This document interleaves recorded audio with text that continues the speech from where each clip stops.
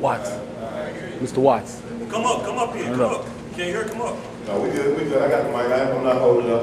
Okay. My name is Kareem Moody, and I'm the director of the Network for Student Success at Pulaski Tech. What the network is a federally funded program designed to keep marginalized males in school. Now, what I mean by marginalized is males who haven't been able or successfully transitioned or haven't been successful at staying in school. That's one way of putting it. The other side is the guys who get pulled by the street. The guys who have other stuff going on that makes it hard for them to function in this classroom or in this school type setting. My job is to come in and come up with strategies and ideas to help engage that guy so that he'll stay in school, so that he'll graduate, so that he can be gainfully employed and change directions, okay? Now, my background is, I used to work in Park. I was a director out there for about 10 years, and before that I was a gang initiative coordinator in the Southwest with the Youth Initiative Project.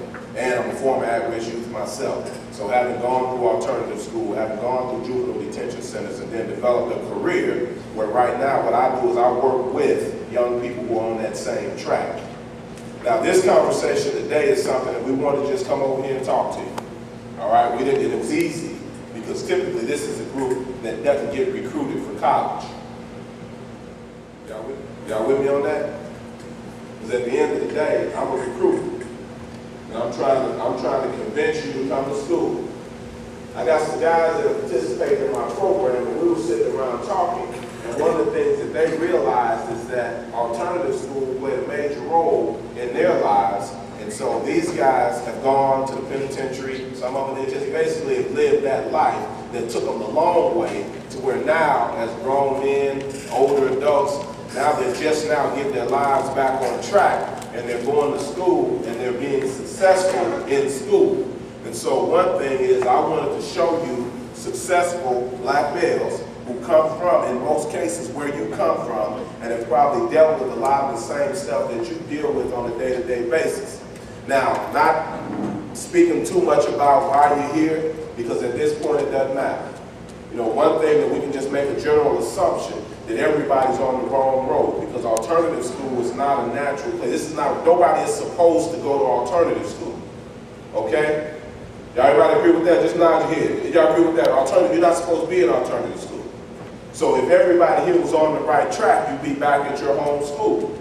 So I'm just gonna make the assumption that we've all made some bad choices, or we've all been put in some situations where we're not progressing to a positive end, all right? Now, just because you might be doing well at the alternative school, but I argue that you might be headed in the right direction, but you're still on the wrong track. And so what I want this conversation to do here is just put some stuff on your mind. Hopefully, at the end of the day, it'll inspire some of you, and it won't inspire all of you. Don't expect to, not even trying to.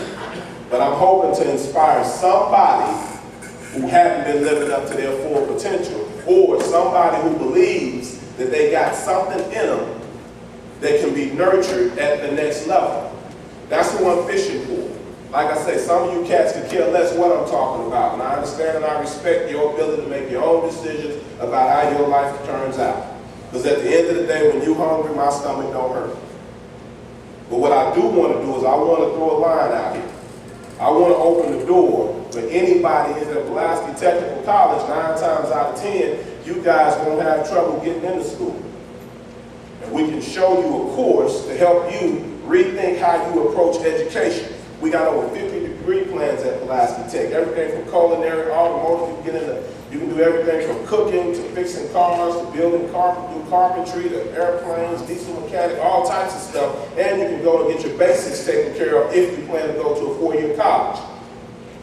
But the reality is, some of you guys are going to have some different conversations before you get to that level, because something's not clicking because you get distracted by whatever it is that pulls you, typically how the streets function, which say school is not. Keith Dunbar is a guy, he's at Pulaski Tech, and he currently has, what, a 3.8 grade point average. And so now I know you look at him, you see that gray hair, and say, man, he like my dad, like my grandpa. But Dunbar got a late start. which is why he's in school now. How y'all brothers doing? Man, I went to this school. I was a starting running back for the Mustang. Innocent. Had a plan. Knew I wanted to go to college. Knew I wanted to get a scholarship. As I went to the 8th and 9th, quit hitting the books, got in the 10th. I'm cocky. I'm good in football. I'm good in track. I'm good in baseball. Left the team one night. They looking for me to go alternate plays. I feel like I should be starting. Cocky, arrogant. Ain't hitting the books. Kicked me off the team. Where did I go next? I went to the streets. I started chasing that fast money. Went to Commons in 1988. Did 5 years. Got out. Started selling drugs. Got caught in a conspiracy. Did 11 years in federal prison in places like Peoria, Illinois, shipped me way to South Carolina, Mississippi. They caught up on homeboy time, gang time. Can you imagine that? I'm the only guy on the compound. I want you to just hear, you know, one of the things with Dunbar, like he said, he just did, what, 15, 16 years. And so he started off on the right track, just like many of us did. But one thing that's really significant, how many of you guys plan to go to prison? Anybody? Yeah, I know it sounds like a stupid question, don't it? Out of all these guys, only one guy in here says he plans to go to prison.